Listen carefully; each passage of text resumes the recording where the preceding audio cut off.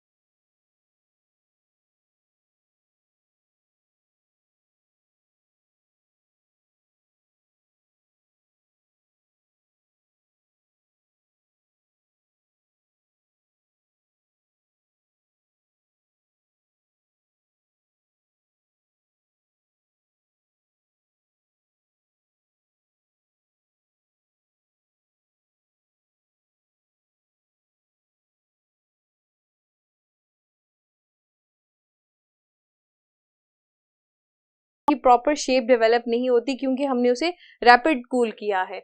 और स्लो आप कह लें कि कूलिंग से क्या होता है कि बहुत ज़्यादा लार्ज क्रिस्टल्स बनते हैं, जिसकी वजह से चांस होता है कि जो इम्प्योरिटीज़ हैं वो हमारे क्रिस्टल का पार्ट बन सकती हैं, या बहुत ज़्यादा सॉल्वेंट जो है वो क्रिस्टल के साथ उसका पार्ट बन सकता है, जो फर्दर हमारे इसको ड्राई करने के लिए मुश्किल हो सकती है।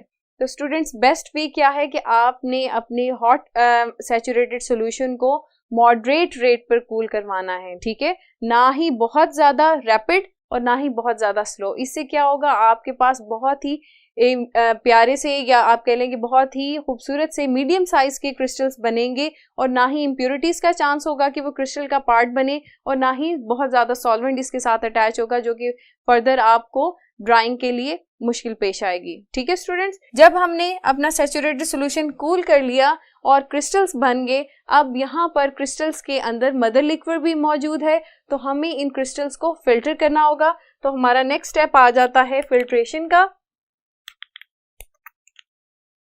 जी, ये है कलेक्टिंग ऑफ क्रिस्टल्स हम इसे कहेंगे,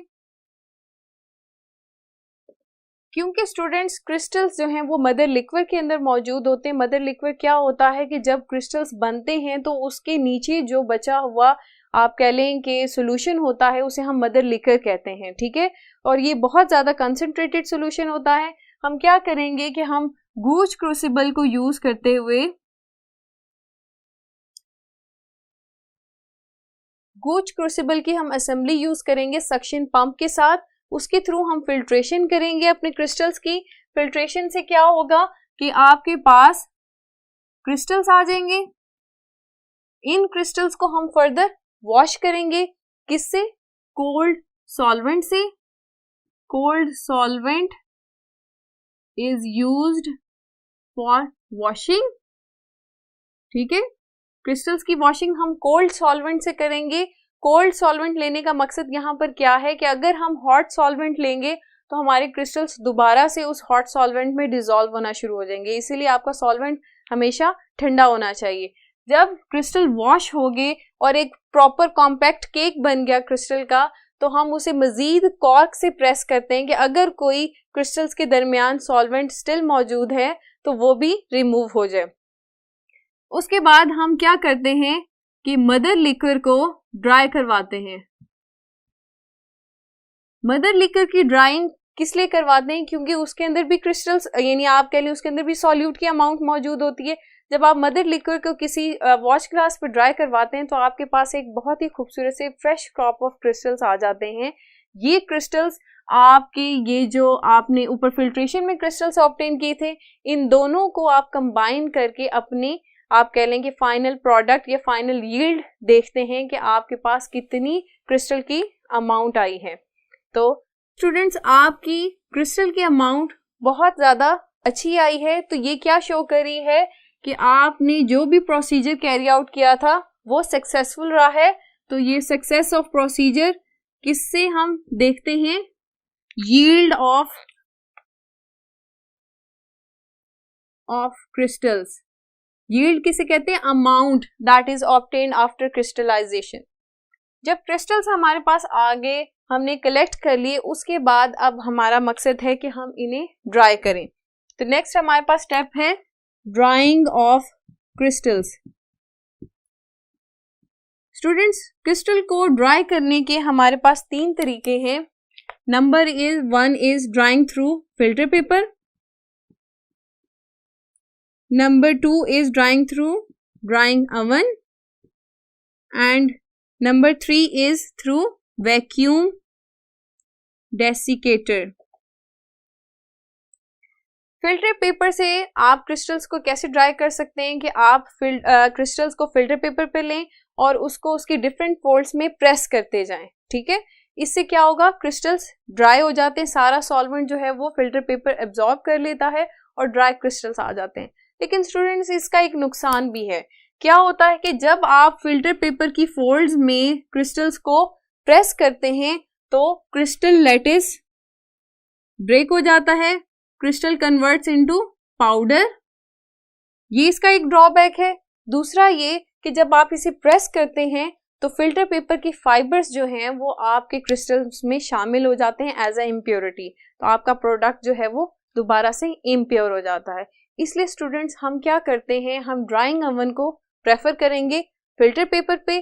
ड्राइंग ओवन में क्या होता है कि आपके पास एक सिंपल ड्राइंग ओवन है, उसके अंदर आप 100 डिग्री सेंटीग्रेड पे अपने कंपाउंड को ड्राई कर लेते हैं। यानी अगर उसके अंदर मॉइस्चर कंटेंट है तो वो भी ड्राई हो जाए, फर्दर कोई सॉल्वेंट प्रेजेंट है तो वो भी ड्राई हो जाए। लेकिन स्टूडेंट्स, ड्राइंग ओवन की भी एक लिमिटेशन है, वो क्या है कि ऐसे कंपाउंड्स जो थर्मली अनस्टेबल हैं, जो 100 डिग्री सेंटीग्रेड पे स्टेबल नहीं है, उन्हें आप ड्राइंग ओवन में ड्राई नहीं कर सकते उन क्रिस्टल्स को। तो फिर स्टूडेंट्स आप इस प्रॉब्लम को कैसे सॉल्व करेंगे? ये प्रॉब्लम हमारी सॉल्व होगी वैक्यूम डेसिकेटर के थ्रू। वैक्यूम डेसिकेटर क्या है? ये एक सिंपल apparatus है, या आप कह लें कि वेसल होती है, जिसके अंदर हम क्या वाटर एब्जॉर्बेंट सॉलिड्स लेते हैं। इनमें कौन से हैं? That is silica gel, P2O5 यानी फॉस्फोरस पेंटाऑक्साइड, इसी तरह से कंसंट्रेटेड सल्फ्यूरिक एसिड और कैल्शियम क्लोराइड। ये सारे कंपाउंड्स हम यूज करते हैं ताकि हम अपने क्रिस्टल में से मॉइस्चर को एब्जॉर्ब करवा सकें।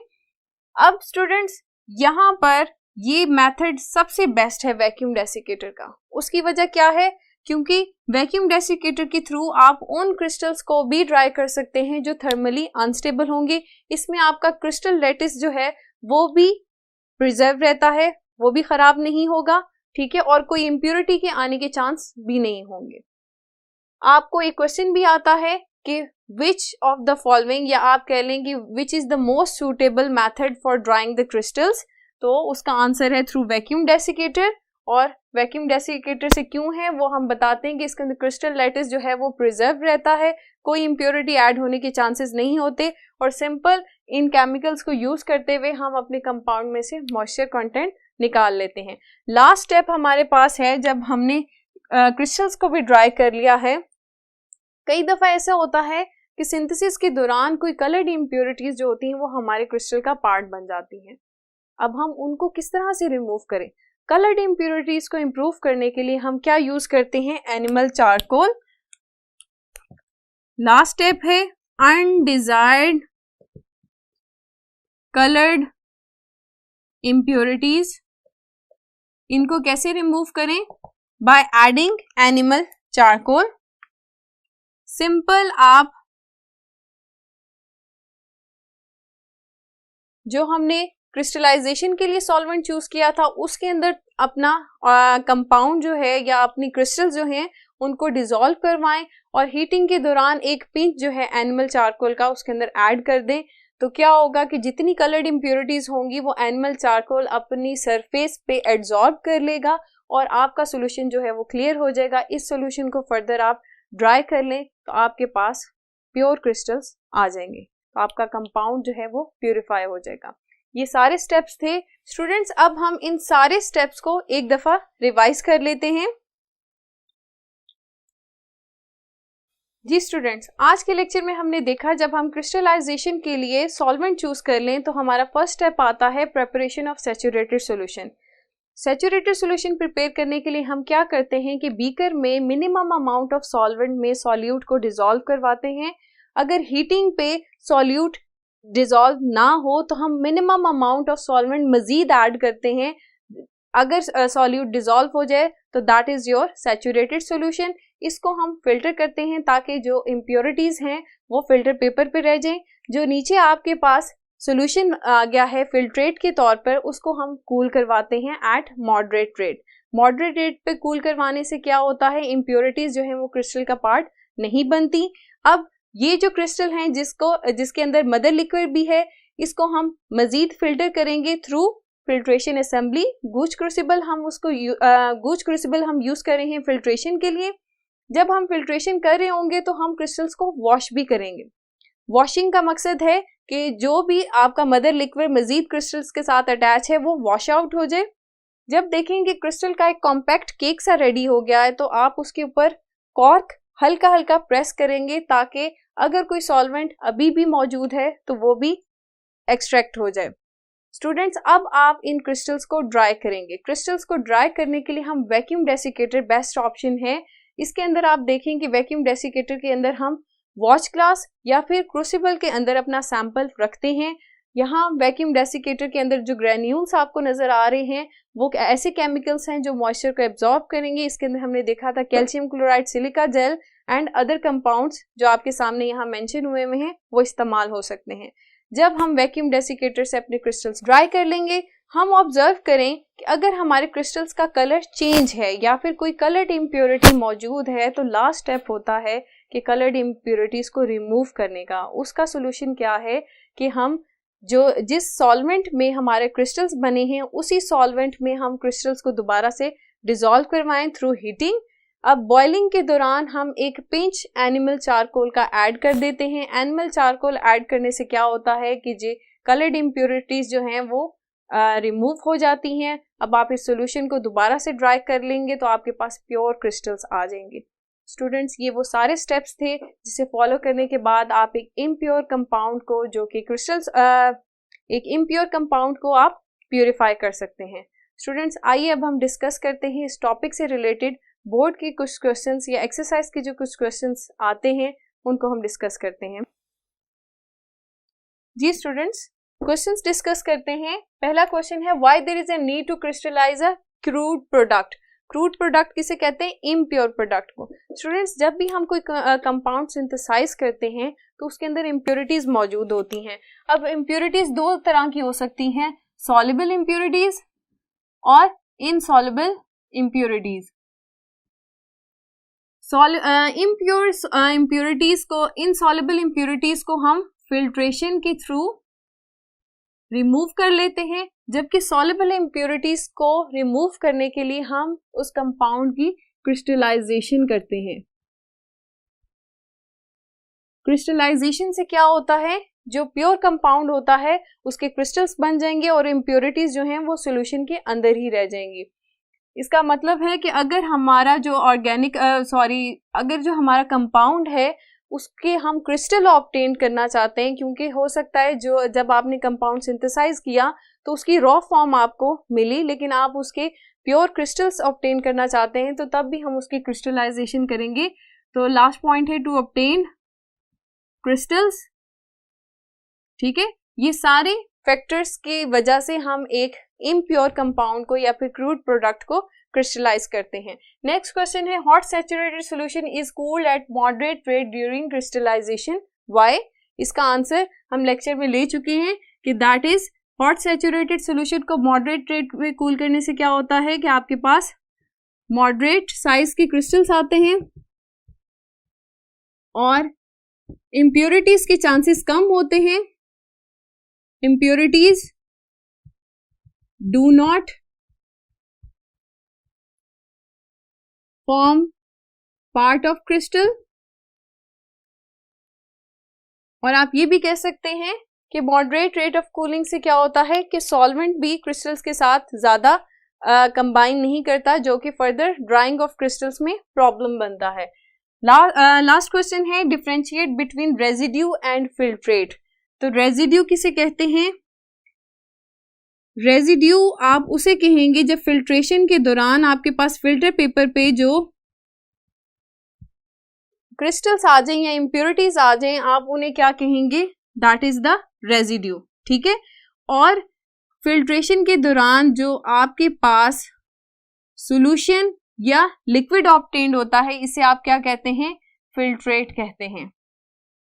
कई दफ़ा स्टूडेंट्स, आपका रेजिड्यू जो होता है वो इम्प्योरिटीज नहीं होती, वो आपका डिजायर्ड कंपाउंड होता है। और कई दफ़ा अगर आपका कंपाउंड सॉल्युबल है सॉल्यूशन के अंदर तो जो इम्प्योरिटीज होती हैं वो आपका रेजिड्यू होता है। ठीक है, जो इनसॉल्युबल इम्प्योरिटीज होंगी वो फिल्टर पेपर पर आ जाएंगी और वो क्या कहलाएगा? रेजिड्यू। इसी तरह से फिल्ट्रेट जो है, कई दफ़ा आपके पास अगर आपका जो कंपाउंड है वो सॉल्यूशन के अंदर या सॉल्वेंट के अंदर डिसॉल्व नहीं होता तो आपके पास ऊपर फिल्टर पेपर पे प्योर कंपाउंड आएगा और नीचे जो क्या होगा? That is the solvent.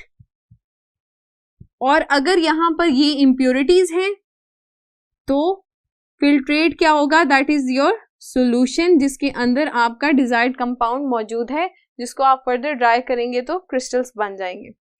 Ji, MCQ आपका जो एक्सरसाइज की बुक में इस टॉपिक से रिलेटेड है, during the process of crystallisation the hot saturated solution.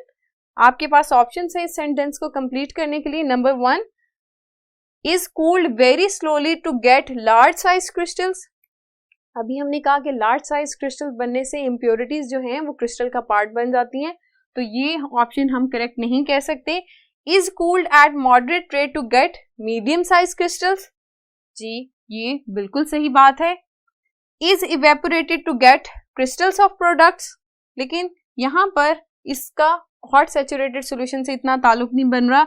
Is mixed with immiscible liquid to get the pure crystals of product, ये दोनों option इससे रेलिवेंट नहीं है। जो सही करेक्ट स्टेटमेंट आपके पास आएगी that is the b options. तो स्टूडेंट्स क्रिस्टलाइजेशन का टॉपिक यहाँ पर खत्म होता है। हमने इससे रेलिवेंट क्वेश्चंस को भी डिस्कस किया। होप स्टूडेंट्स आपको ये सेपरेटिंग टेक्निक समझ आई होगी। नेक्स्ट लेक्चर में हम एक और सेपरेटिंग टेक्निक पढ़ेंगे। तब तक के लिए अपना बहुत ख्याल रखिए।